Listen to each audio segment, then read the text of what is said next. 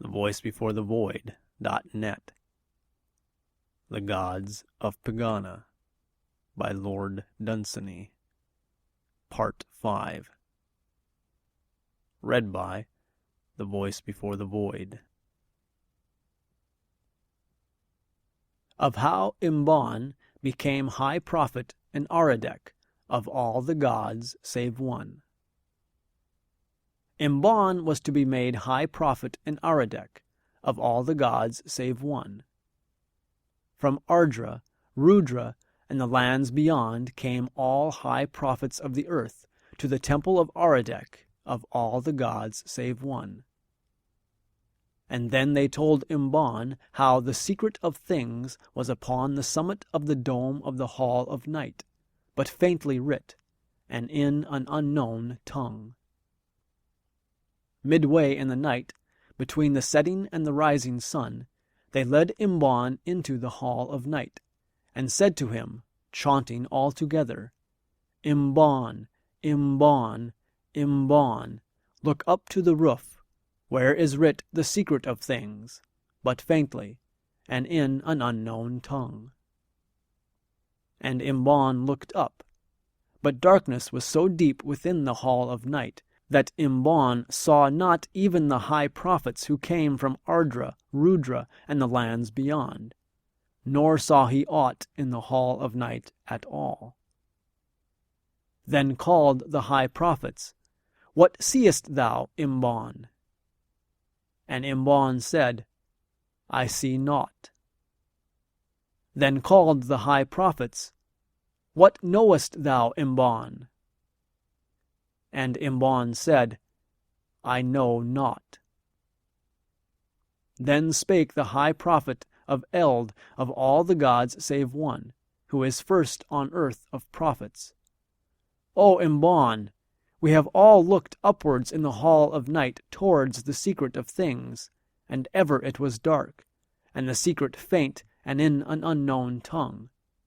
And now thou knowest what all high prophets know. And Imban answered, I know. So Imban became high prophet in Aradec of all the gods save one, and prayed for all the people, who knew not that there was darkness in the Hall of Night, or that the secret was writ faint and in an unknown tongue. These are the words of Imban that he wrote in a book that all the people might know. In the 20th night of the 900th moon, as night came up the valley, I performed the mystic rites of each of the gods in the temple as is my wont, lest any of the gods should grow angry in the night and whelm us while we slept. And as I uttered the last of certain secret words, I fell asleep in the temple, for I was weary, with my head against the altar of Dorajand. Then, in the stillness, as I slept, there entered Dorajand by the temple door in the guise of a man, and touched me on the shoulder, and I awoke. But when I saw that his eyes shone blue and lit the whole of the temple, I knew that he was a god, though he came in mortal guise. And Dorajand said, Prophet of Dorajand, behold that the people may know. And he showed me the paths of Sish stretching far down into the future time. Then he bade me arise and follow whither he pointed, speaking no words, but commanding with his eyes. Therefore, upon the 20th night of the 900th moon, I walked with Dorajand adown the paths of Sish into the future time.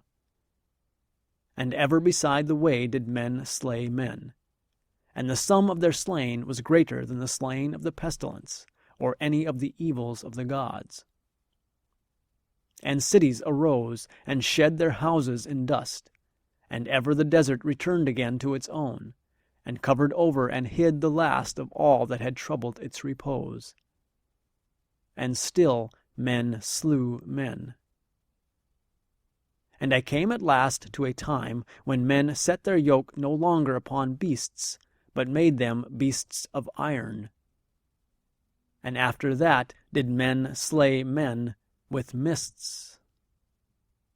Then, because the slain exceeded their desire, there came peace upon the world that was brought by the hand of the slayer, and men slew men no more. And cities multiplied, and overthrew the desert, and conquered its repose.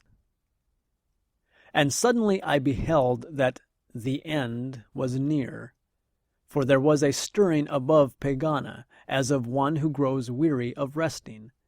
And I saw the hound Time crouch to spring, with his eyes upon the throats of the gods, shifting from throat to throat, and the drumming of Skarl grew faint. And if a god may fear, it seemed that there was fear upon the face of Dorajand, and he seized me by the hand and led me back along the paths of time, that I might not see the end. Then I saw cities rise out of the dust again, and fall back into the desert whence they had arisen. And again I slept in the temple of all the gods save one, with my head against the altar of Dorajand. Then again the temple was alight, but not with light from the eyes of Dorajand. Only dawn came all blue out of the east, and shone through the arches of the temple. Then I awoke, and performed the morning rites and mysteries of all the gods save one, lest any of the gods be angry in the day, and take away the sun. And I knew that because I, who had been so near to it, had not beheld the end, that a man should never behold it, or know the doom of the gods. This they have hidden. Of how Imban met Zodrak. The prophet of the gods lay resting by the river to watch the stream run by. And as he lay, he pondered on the scheme of things and the works of all the gods. And it seemed to the prophet of the gods, as he watched the stream run by, that the scheme was a right scheme, and the gods benignant gods, yet there was sorrow in the worlds. It seemed that Kib was bountiful, that Mung calmed all who suffer, that Sish dealt not too harshly with the hours, and that all the gods were good. Yet there was sorrow in the worlds. Then said the prophet of the gods, as he watched the stream run by, "There is some other god of whom naught is writ." And suddenly the prophet was aware of an old man who bemoaned beside the river, crying, "Alas, alas!" His face was marked by the sign and the seal of exceeding many years, and there was yet vigor in his frame. These be the words of the prophet that he wrote in his book. I said, "Who art thou that bemoans beside the river?" And he answered, "I am the fool." I said, "Upon thy brow are the marks of wisdom, such as is stored in books." He said, "I am Zodrak. Thousands of years ago I tended sheep upon a hill that sloped towards the sea. The gods have many moods.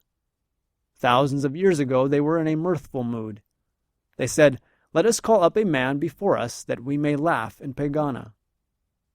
And their eyes that looked on me saw not me alone, but also saw the beginning and the end, and all the worlds besides.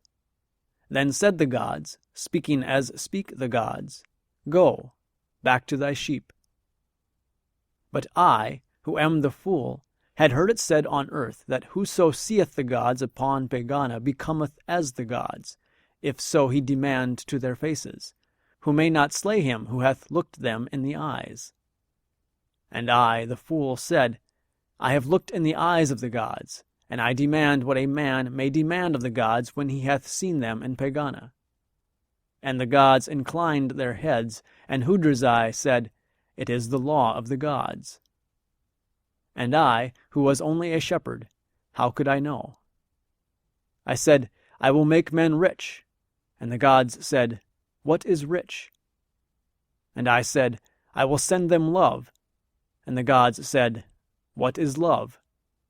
And I sent gold into the worlds, and, alas, I sent with it poverty and strife. And I sent love into the worlds, and with it grief. And now I have mixed gold and love most woefully together, and I can never remedy what I have done. for the deeds of the gods are done, and nothing may undo them. Then I said, I will give men wisdom, that they may be glad. And those who got my wisdom found that they knew nothing, and from having been happy became glad no more. And I, who would make men happy, have made them sad, and I have spoiled the beautiful scheme of the gods. And now my hand is forever on the handle of their plough. I was only a shepherd, and how should I have known? Now I come to thee as thou restest by the river to ask of thee thy forgiveness, for I would fain have the forgiveness of a man. And I answered, O Lord of 7 skies, whose children are the storms, shall a man forgive a god? He answered, Men have sinned not against the gods, as the gods have sinned against men, since I came into their counsels. And I, the prophet, answered, O Lord of 7 skies, whose plaything is the thunder, thou art amongst the gods. What need hast thou for words from any man?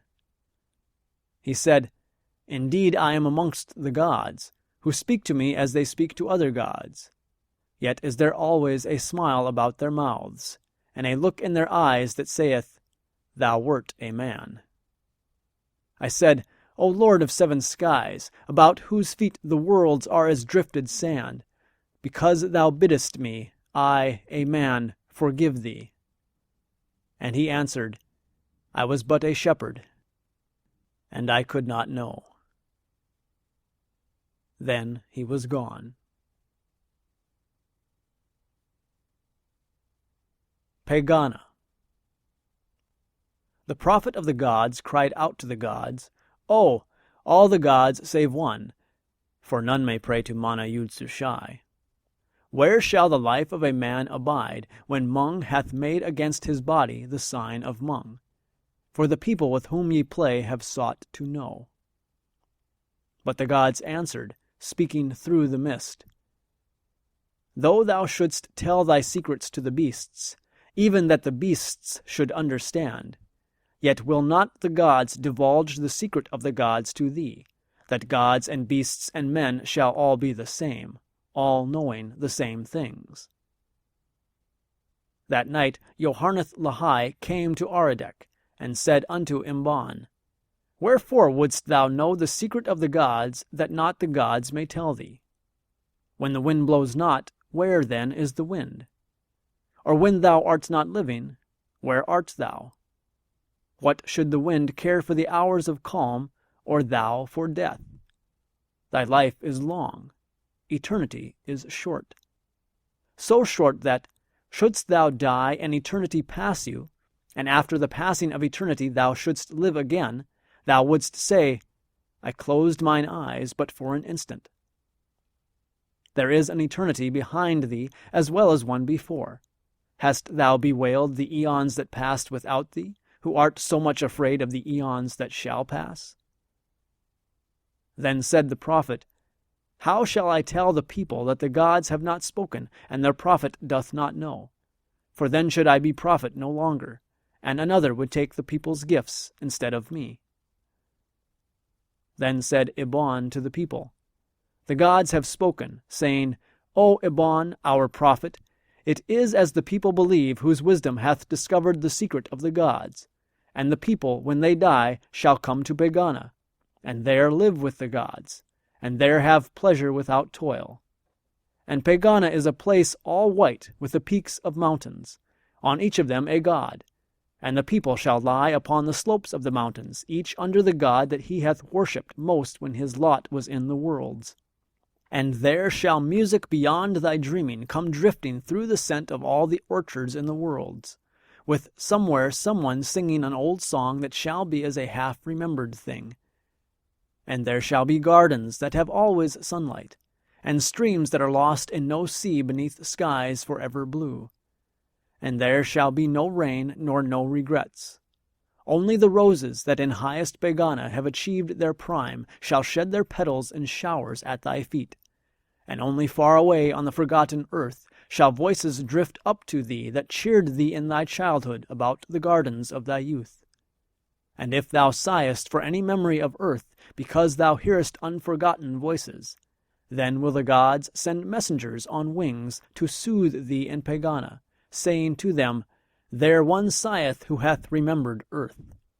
And they shall make Pegana more seductive for thee still, and they shall take thee by the hand, and whisper in thine ear, till the old voices are forgot. And besides the flowers of Pegana, there shall have climbed by then until it hath reached to Pegana the rose that clambered about the house where thou wast born. Thither shall also come the wandering echoes of all such music as charmed thee long ago. Moreover, as thou sittest on the orchard lawns that clothe Pegana's mountains, and as thou hearkenest to melody that sways the souls of the gods, there shall stretch away far down beneath thee the great unhappy earth, till gazing from rapture upon sorrows thou shalt be glad that thou wert dead.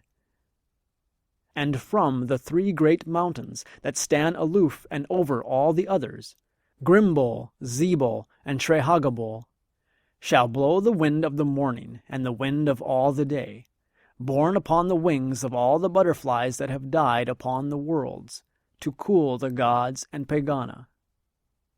Far through Pegana a silvery fountain, lured upward by the gods from the central sea, shall fling its waters aloft, and over the highest of Pegana's peaks, above Trehagabol, shall burst into gleaming mists, to cover highest Pegana, and make a curtain about the resting place of Mana Yud Sushai.